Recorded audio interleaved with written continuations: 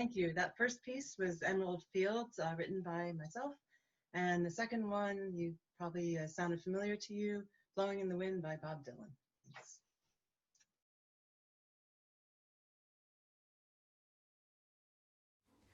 Our opening words are from Susan B. Anthony.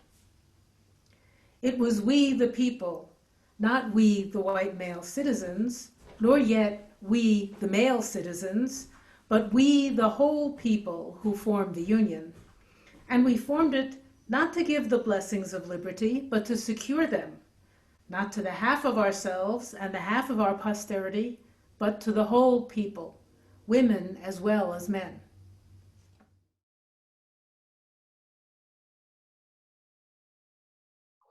Good morning, everyone. My name is Judy Kling, and I'm honored to serve as co-chair of the Worship Committee of the Unitarian Universalists of Central Delaware. We welcome you and all of who you are to this very special worship service this morning. Our experience of this day and of this sacred time of connection is better because you are here. In these troubling and unprecedented times, we are so grateful for the technology that allows us to gather virtually.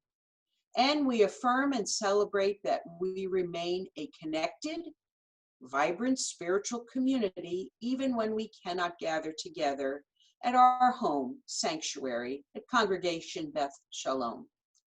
Our community transcends physical space because it is based in authentic relationship with other people who cannot be confined to a building.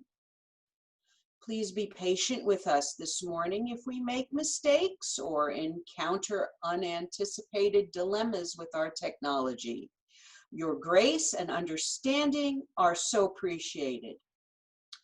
Your microphones have been muted, as they will be for the majority of our time together, to cut down on any background noises. When there is a time for community sharing, we'll invite you to unmute yourself in the bottom left-hand corner of your Zoom screen. And we'd like to invite you to stay after we have concluded our service for a virtual coffee hour when all of you can use your voice and video to spend time in conversation.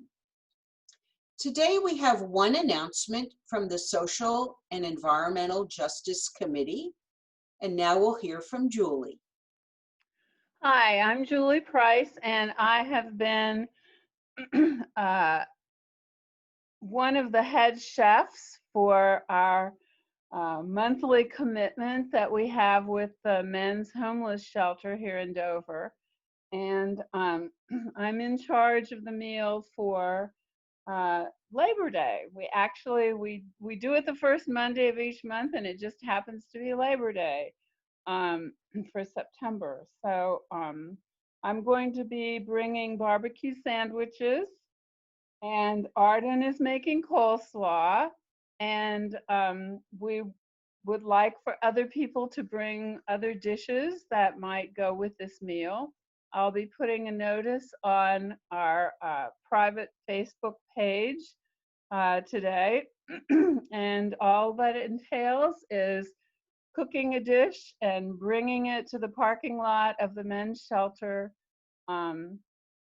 between 5:30 and 5:45 on that Monday, which is a week from tomorrow. So be thinking about whether you can contribute to this meal. It's greatly appreciated, and we've had some wonderful meals with lots of participation. We also have a request for more head chefs. I've been alternating with Yolanda on this as head chef.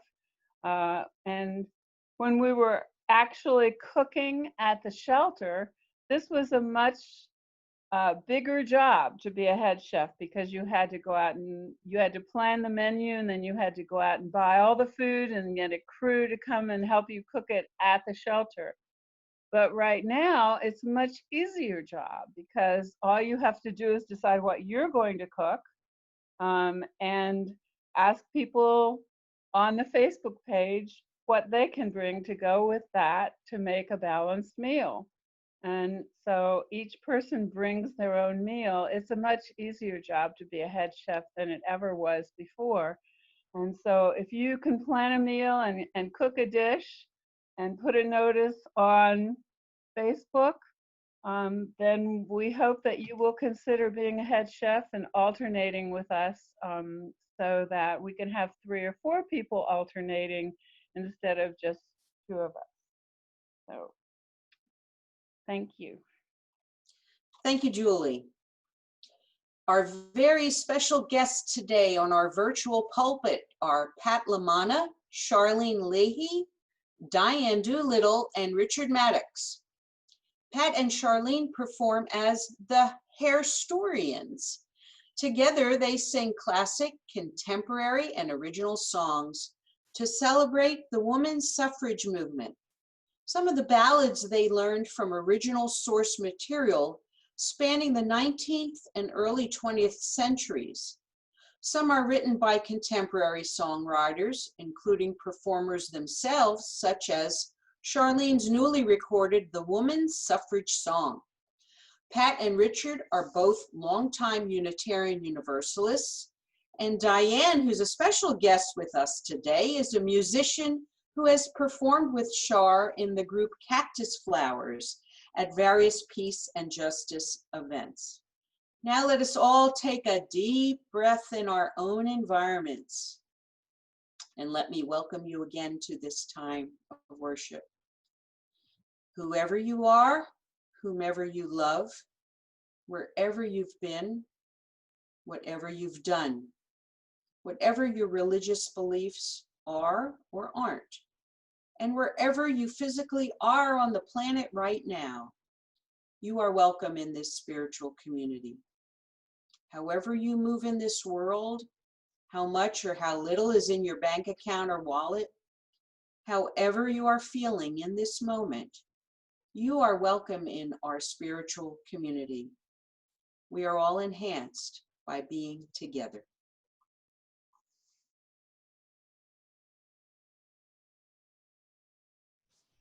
Good morning. We light our chalice today with the words of the late John Lewis. Democracy is not a state, it is an act, and each generation must do its part to help build what we call the beloved community. A nation and world society at peace with itself. The vote is the most popular, nonviolent change agent you have in a democratic society. You must use it because it is not guaranteed. You can lose it. Our opening song is actually hymn number 109 in our hymnal singing living tradition, but I do it with a different tune, a tune that was written by Mimi Farina. The words are by James Oppenheim and they date back to 1915, and for many years now, really a century, it's been considered a song of women's empowerment and women's rights.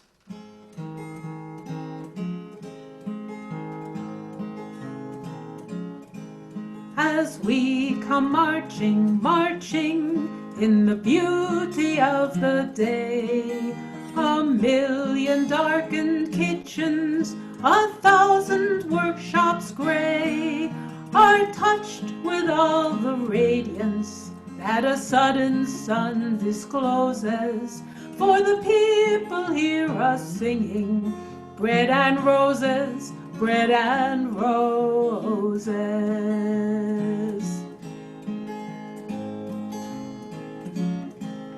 As we come marching, marching, we battle too for men, for they are in the struggle, and together we shall win.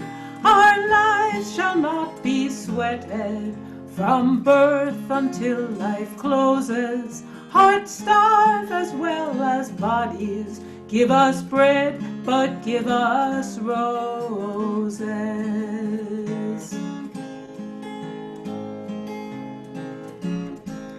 As we come marching, marching, unnumbered women dead go crying through our singing their ancient song of bread.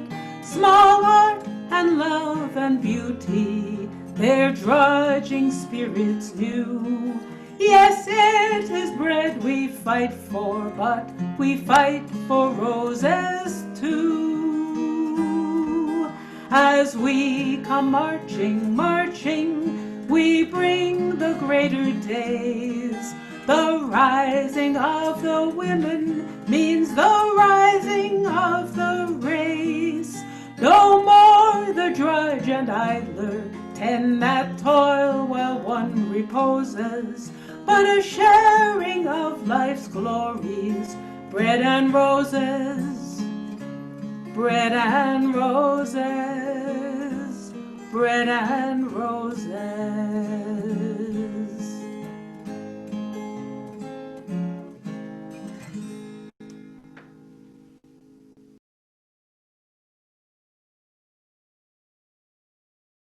Please join me in our unison affirmation. The words are in the chat box. Love is the spirit of this church, and service its law. This is our great covenant, to dwell together in peace, to seek the truth in love, and to help one another.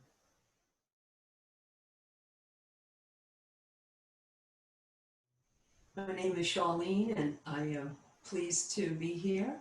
And I'm going to perform a song that dates back to 1884 The words are written by L. May Wheeler, and it's called "Oh Dear, What Can the Matter Be?" You might recognize the tune. It's kind of fun to sing along, as long as you're muted, so please feel free. The chorus is quite simple.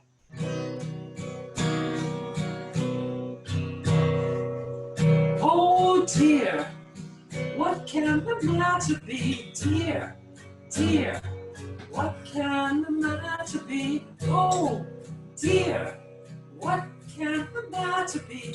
Women are wanting the vote. Women have husbands, they are protected. Women have sons, by whom they're directed. Women have fathers, they're not neglected. Why are they wanting to vote? Oh dear, what can the matter be? Dear, dear, what can the matter be? Oh dear, what can the matter be? Women are wanting the vote. Women have homes, there they should labor. Women have children, whom they should favor. Women have time to learn of each neighbor. Why are they wanting to vote? Join me. Oh dear, what can the matter be? Dear, dear, what can the matter be? Oh dear, what can the matter be? Women are wanting the vote. Women can dress, they love society. Women have cash with all its variety. Women can pray with sweetest piety. Why are they wanting to vote? Everybody, oh dear, what can the matter be? Dear, dear, what can the matter be? Oh dear, what can the matter be? Women are wanting the vote. Women have reared all the sons of the brave. Women have shared in the burdens they gave. Women have labored your country to save. That's why we're wanting to vote.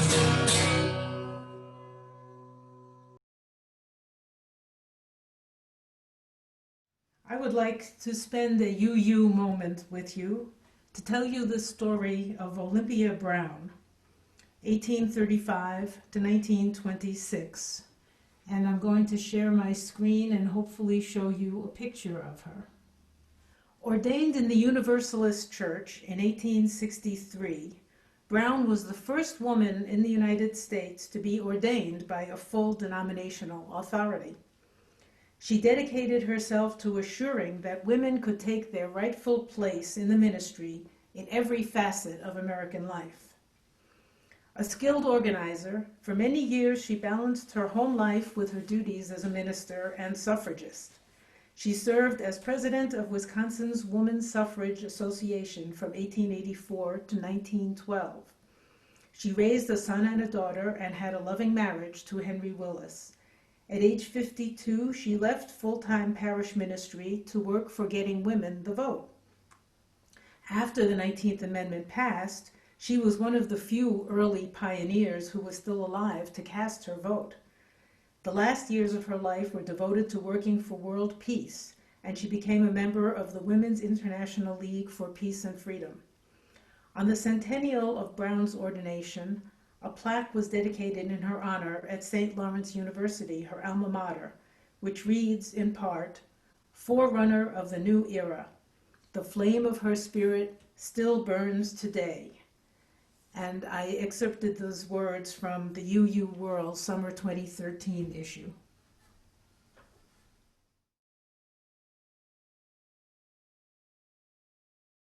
Since April, when we transitioned to an entirely virtual worship service, we have been asking you to share your joys and concerns briefly with us at this time in our service as you light a candle in your own space.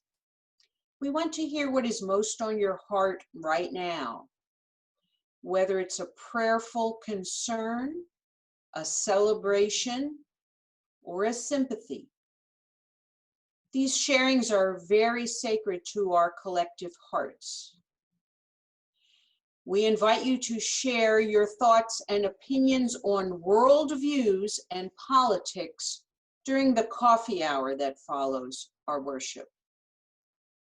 At this time, we invite you to change your view to gallery view in the upper right-hand corner of your screen so that you can see everyone who is here. And as you feel led, please unmute your microphone and share your joy or concern and light your candle if you have one. It's best if we share just one at a time, and please mute your microphone after you have shared.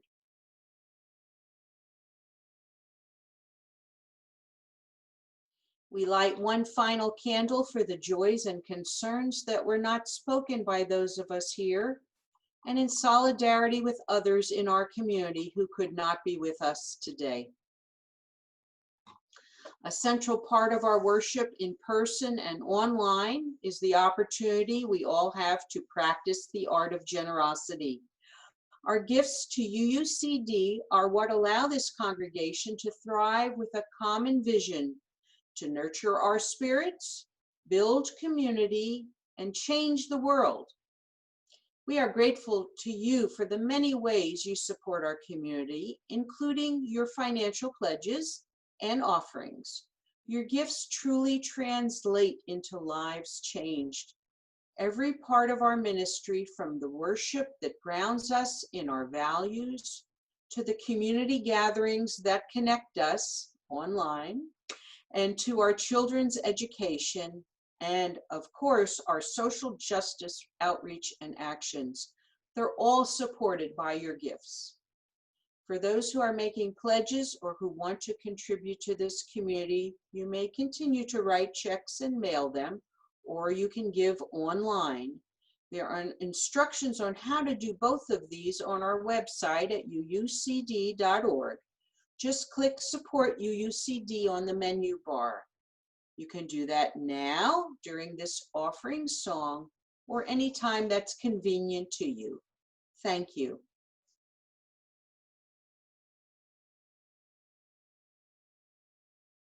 So this is a song by a contemporary singer-songwriter by the name of Ruth Pelham. She now lives in, yes. Ruthie. She lives now in Albany, New York, but she grew up in Brooklyn. Yes. And it's called I Am a Woman. All right.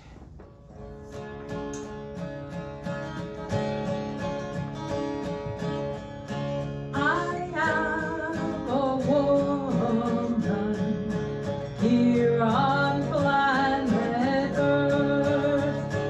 I have the breath of life in me, a gift given at birth.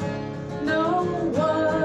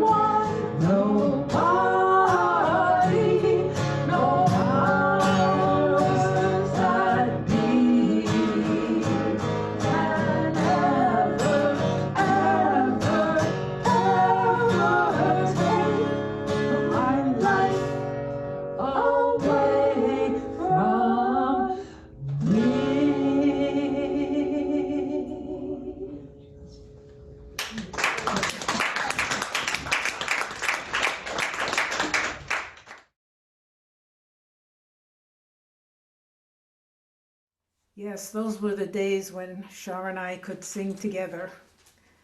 And we're looking forward to having our first live gig in months on September 18th. We just hope that it will happen. So, thank you for having us here. It's a pleasure to be here.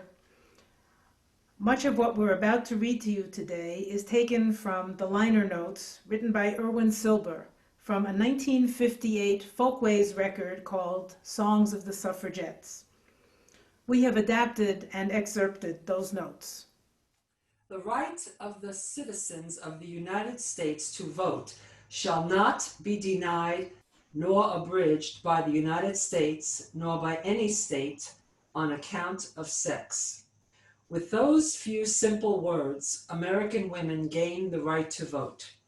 Today, when we are still fighting for the right of everyone to vote and to have their vote counted, we would do well to remember how the issue of women's suffrage racked this nation from coast to coast. Riots, demonstrations, outraged sermons, indignant editorials, and frenzied emotional outbursts from all sides, sound familiar? Highlighted the history of the long uphill fight for women's electoral rights, which was capped by triumph with the adoption of the 19th Amendment on August 26, 1920. The struggle for women's suffrage in America is actually older than our country. The first recorded demand for votes for women was made by Margaret Brent in Maryland in 1647. For the next 200 years, however, women's suffrage remained a minor issue as America fought the battle for national independence and later the Civil War. The next important step forward came with the emergence of the great anti-slavery agitation of the 1830s. The natural ideological affinity of the two causes was heightened by the active and leading role played by many women in the abolitionist movement.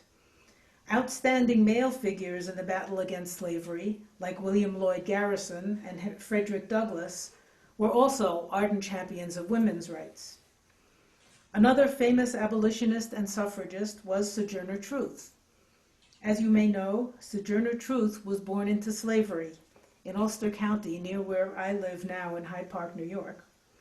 She escaped in 1826, even though she knew that New York was set to abolish slavery in 1827.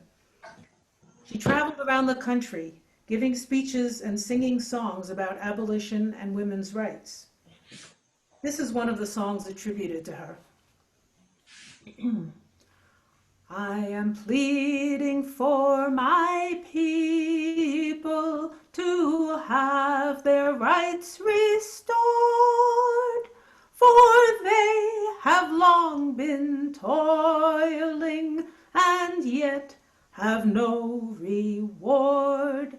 They are forced the crops to culture, but not for them they yield, although but late and early they labor in the field. While I bear upon my body the scars of many a gash, I'm pleading for my people who groan beneath the lash. I'm pleading for the mothers who gaze in wild despair upon the hated auction block and see their children there. With the release of the new movie Harriet, people are becoming more aware of the amazing courage of this remarkable woman, Harriet Tubman. She too was a suffragist as well as a well-known abolitionist. This is a song written by Walter Robinson in 1977, and it's called Harriet Tubman. Harriet Tubman was born into slavery on the eastern shore of Maryland. She became known as the Moses of her people, leading over 300 men, women, and children from slavery on what became known as the Underground Railroad. This is her story.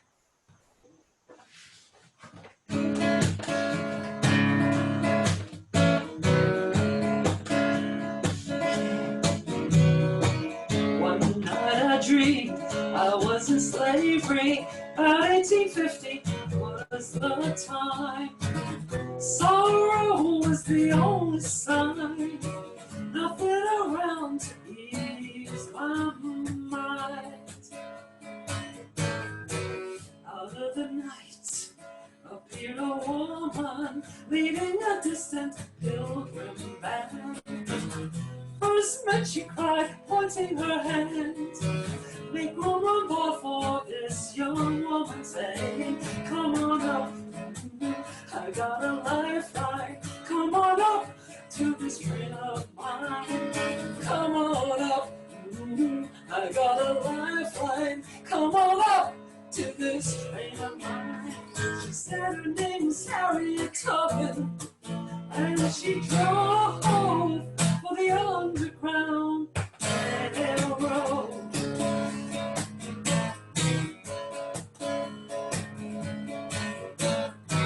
Hundreds of miles we traveled onward, gathering souls from town to town, seeking every lost and found, setting us free who once were bound. Somehow my heart was growing weaker. I fell by the wayside, shifting sands. Firmly did this woman stand. She lifted me up, she lifted me up, she lifted me up, and she took my hand. Oh, come on up, I got a lifeline. Come on up to this train of mine.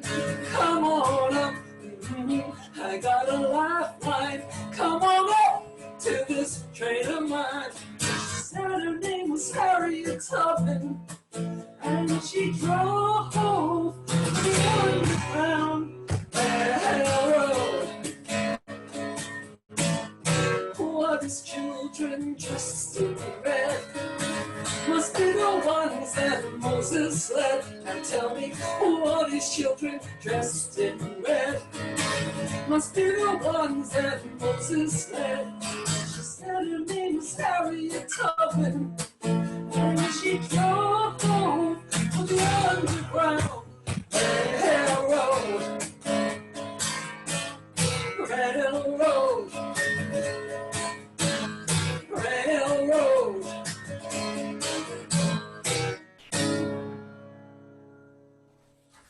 In 1840, Lucretia Mott and Elizabeth Cady Stanton were among the American delegates to the first World Anti-Slavery Convention in London. The presence of these women caused an uproar in the Assembly, and the convention refused to seat them as delegates. Undaunted, the entire American delegation refused to take part and took seats in the gallery for the remainder of the proceedings. Stirred and agitated by their experiences in London, Mott and Stanton resolved that upon returning home, they would initiate the campaign for women's rights on a wider scale than ever before. In 1848, they called the first American Women's Rights Convention in Seneca Falls, New York. By 1852, women's rights groups in many parts of the country were holding conventions. Despite this, the monumental struggle against slavery eclipsed the women's rights movement until after the Civil War. Although there were dissenters, most of the suffragists were abolitionists themselves and understood the necessity of winning the anti-slavery battle first. It is significant that the first women's suffrage songs of which we have any record do not appear until after 1865. These next words are from Voices of a People's History, edited by Howard Zinn and Anthony Arnove. In November 1872, Susan B. Anthony was one of 14 women who defied the law to cast a ballot in the presidential election. Anthony was arrested for knowingly voting without having a lawful right to vote. And on June 18, 1873, she was found guilty. The next day, when her lawyer appealed the verdict, she addressed the courts in response to a question from the judge, Ward Hunt. Now, this is a little bit unusual, but we have to add this in because there's a current event that just happened. I'm pleased to announce that on Tuesday, August 18th, 2020, President Donald J. Trump finally issued a posthumous pardon to Susan B. Anthony. And I know we are also very grateful to him for recognizing this miscarriage of justice that her conviction represented. And I know there are many other comments that we could add to that, and I'll leave that there. Pat and Richard will now reenact that dramatic scene with some redactions for time considerations. Has the prisoner anything to say why sentence shall not be pronounced? Yes, Your Honor, I have many things to say. For in your ordered verdict of guilty, you have trampled underfoot every vital principle of our government. My natural rights, my civil rights, my political rights, my judicial rights are all alike ignored. Robbed of the fundamental privilege of citizenship, I am degraded from the status of a citizen to that of a subject. And not only myself individually, but all of my sex are, by Your Honor's verdict, doomed to political subjection under this so-called Republican form of government. The court cannot listen to a rehearsal of arguments. The prisoner's counsel has already consumed 3 hours in presenting. May it please Your Honor, I am not arguing the question, but simply stating the reasons why sentence cannot in justice be pronounced against me.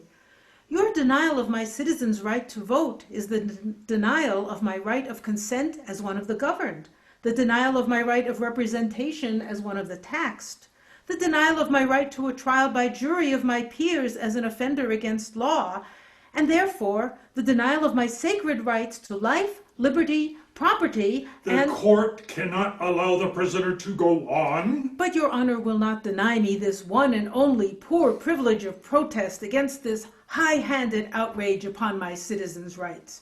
May it please the court to remember that since the day of my arrest last November, this is the first time that either myself or any person of my disfranchised class has been allowed a word of defense before judge or jury.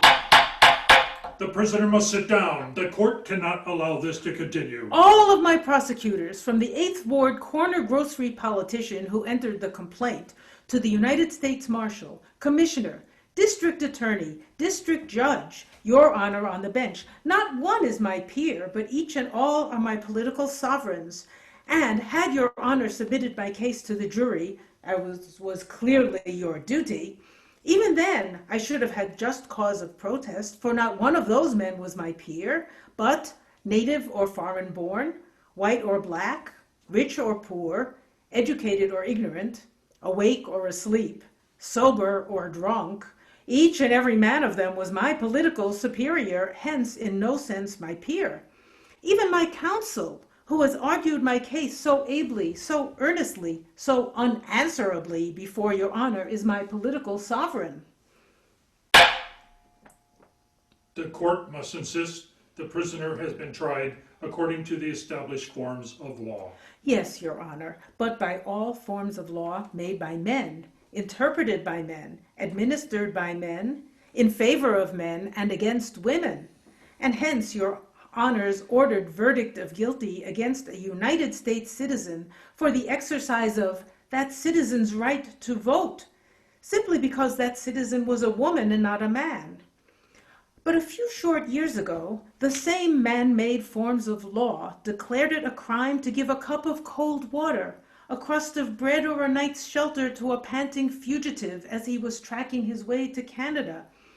And every man or woman in whose veins coursed a drop of human sympathy violated that wicked law, reckless of consequences, and was justified in doing so.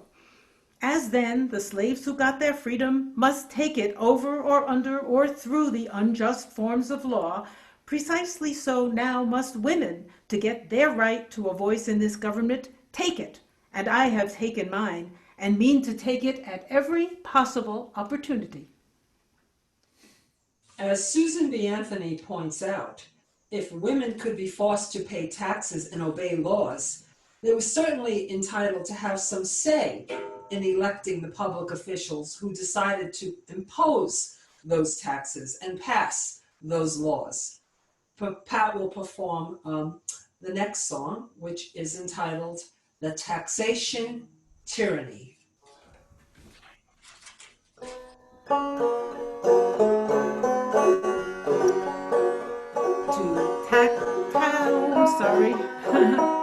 To tax one who's not represented is tyranny, tell if you can. Why woman should not have the ballot, she's taxed just the same as a man.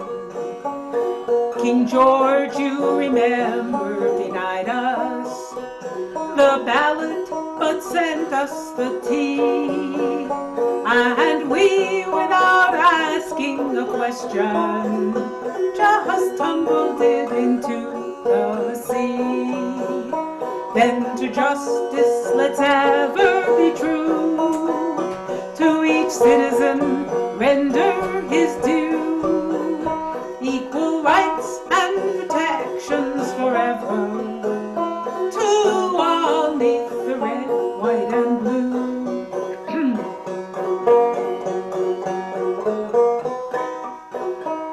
That one man shall not rule another, unless by that other's consent, is the principle deep underlying the framework of this government. So as woman is punished for breaking the laws which she cannot gainsay, let us give her a voice in the making, or ask her no more to obey. Then to justice let's ever be true, to each citizen render his due, equal rights and protections forever, to all neath the red, white, and blue, equal rights and protections forever, to all neath the red, white, and blue. Votes for women became one of the major national issues of the 1900 to 1920 period. This is the era of the women's parades, torchlight demonstrations, of the suffragists chaining themselves to lampposts. Suffragists who in many cases, rightly, associated spousal abuse with alcohol abuse, believed that to free women from abusive husbands, all that was needed was to prohibit the manufacture and sale of alcoholic beverages. Thus, this next song lauds women for going to the polls to put down the liquor traffic. It's entitled, Going to the Polls. If the men can see the women going to the polls to put down the liquor traffic, need it vex their souls. If we're angels as they tell us, can we once suppose that all the men would frown on us when going to the polls? We love our boys, our household toys, we love our girls as well. The law of love is from above, against that we near rebel. No discharge of Christian women from the war with sin.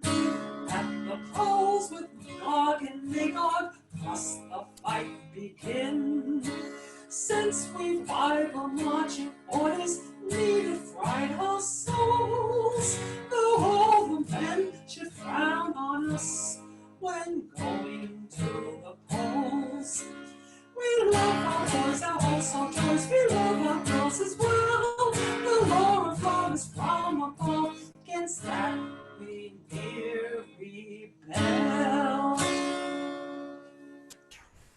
Now I'd like to invite our token male, Richard Maddox, back to do a song that was one of the most popular of the suffrage songs. It appears in a number of suffrage song books and was apparently sung at rallies and meetings. It's called Keep Woman in Her Sphere. I have a neighbor, one of those not very hard to find, who knows it all without debate and never change their mind.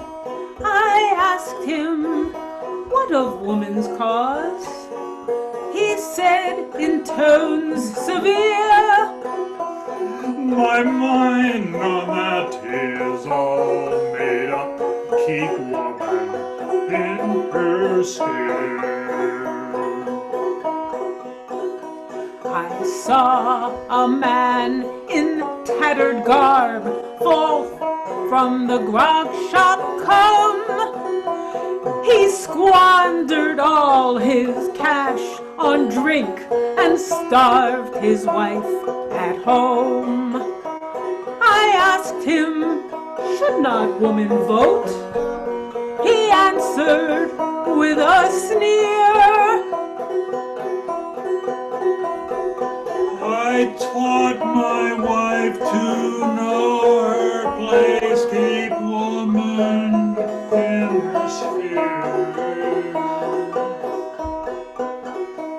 I met an earnest, thoughtful man not many days ago, who pondered deep all human thought, the honest truth to know. I asked him, what of woman's rights? The answer came sincere. You know, her rights are just the same as mine. Let woman choose her sphere. On June 4th, 1919, Congress passed the Women's Suffrage Amendment and sent it to the states for ratification. The amendment became a part of the Constitution on August 26, 1920, and the vision of those first suffragists who gathered together in Seneca Falls in 1848, and those who struggled even before 1848, at last was a reality. The next song is called Give the Ballot to the Mothers. It has a rousing chorus, so please do join in. Bring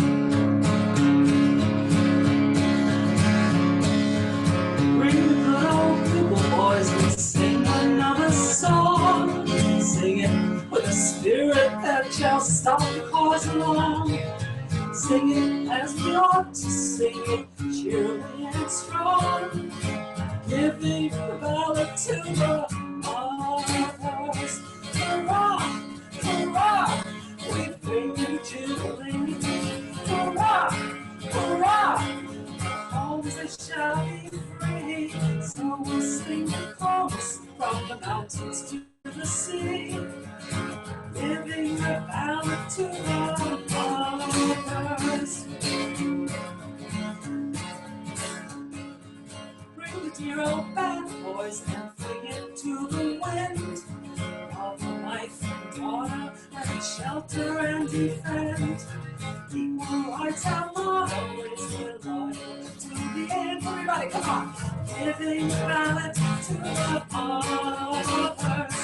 Hurrah, hurrah, hurrah, hurrah! Bring jubilee. Hurrah, hurrah, hurrah, hurrah! The homes shall be free. So we'll sing the chorus from the mountains to the sea. Giving the ballot to the mothers. One more time. Hurrah, hurrah! We bring the jubilee. Hurrah, hurrah! Homes they shall be free. So we'll sing the chorus from the mountains to the sea, giving the power to the farmers, giving the power to the farmers, giving the power to the farmers.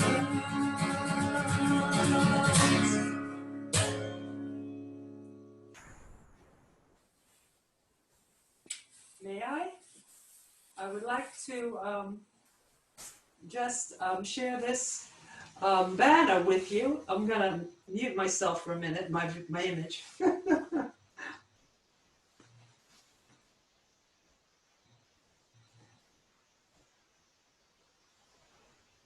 And this banner was held high on the day of victory all across the country. And the banner is something very, very special, and it's something that is very meaningful as well. There are 36 stars on the banner, and each star represents the 36 states that ratified the amendment. Now, the next song is a song that I wrote after visiting the site of the first Women's Rights Convention. It was actually 1998 when I went there for the 150th anniversary, and I was not aware of the story of how women organized and struggled for 72 years from 1848 to 1920 until the day of victory. And I was really shocked, and so I wrote an article, and which eventually led to a poem and then a song. And this song is called The Woman's Suffrage Song. It begins in London, England, with the silencing of Lucretia Mott, who was invited, she thought, to be a speaker at the convention sponsored by the World Anti-Slavery Convention. And she was told when she got there, after traveling across the pond, those days it was a very, very arduous journey, as you can imagine.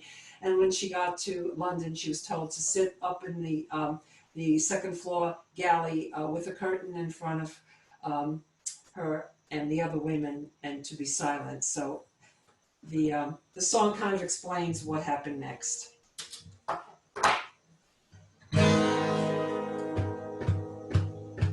Lucretia Mott sailed the sea to speak out against slavery, but a ruler silent shot her down.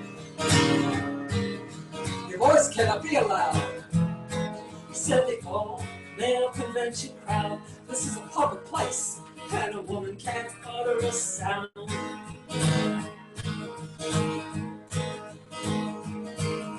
Their hypocrisy, so absurd as they wrap themselves in freedom's words, holding the chains of male domination. With Elizabeth Stanton at her side, Lucretia vowed to turn the tide, and together they planted the seeds of a revolution.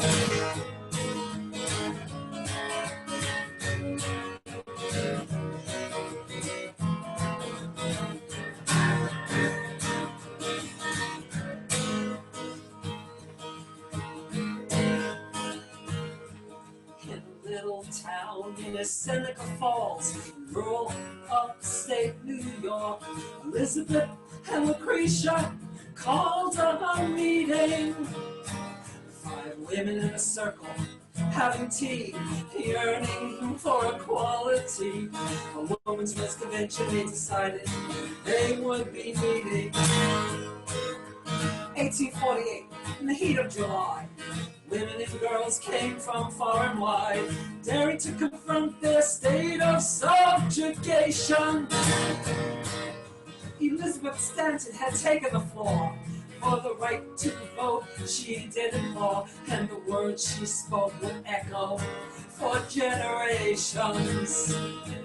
Through the chilly winds and the darkest nights, they held on like geese in flight, for their sister's sake, preparing to fight.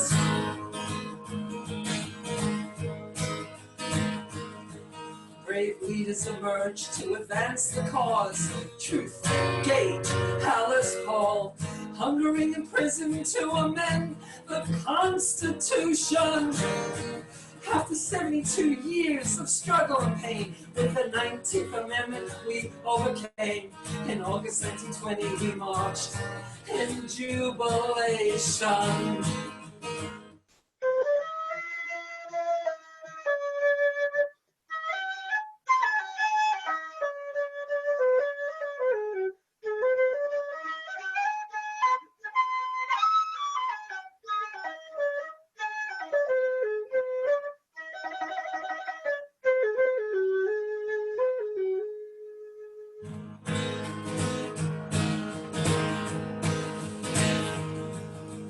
All these years later, we've made many gains, but the patriarchy still remains in a constant state of war with all creation.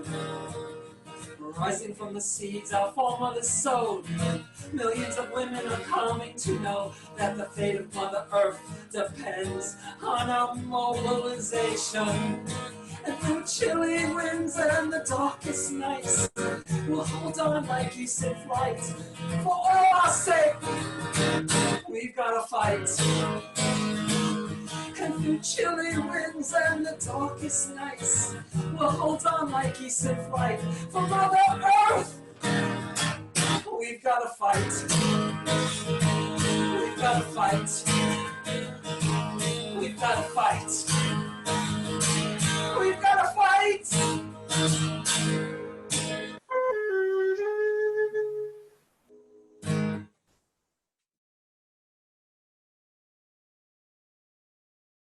Thank you, Shar.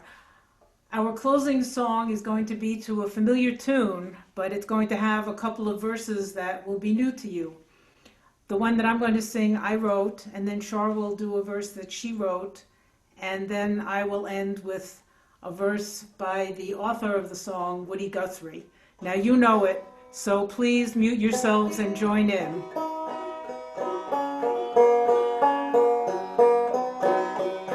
This land is your land, this land is my land, from California to the New York Island, from the Redwood Forest to the Gulf Stream waters. This land was made for you and me. Women are leaders, women are voters, we serve in Congress and on the SCOTUS. Someday a woman will be our POTUS. This land was made for you and me.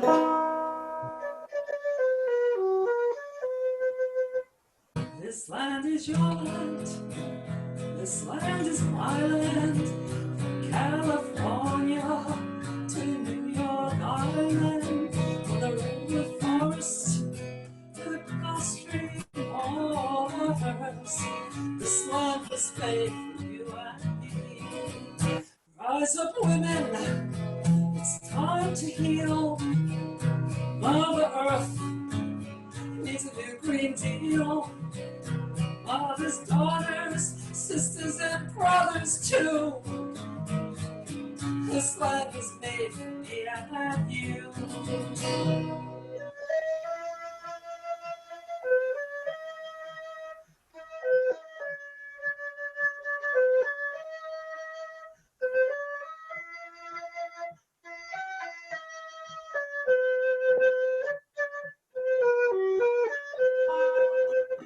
Nobody living can ever stop me as I go walking that freedom highway. Nobody living can make me turn back. This land was made for you and me. Everybody, this land is your land. This land is my land. From California to the New York Island, from the Redwood Forest to the Gulf Stream waters. This land was made for you and me. This land was made for you and me.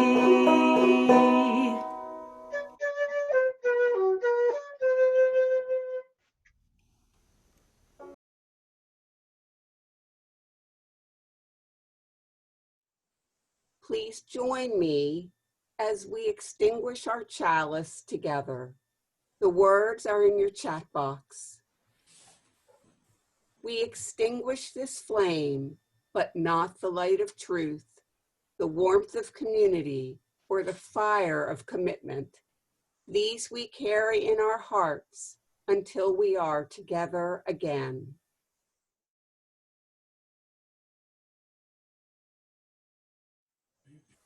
We close our presentation with these words by Carrie Catt.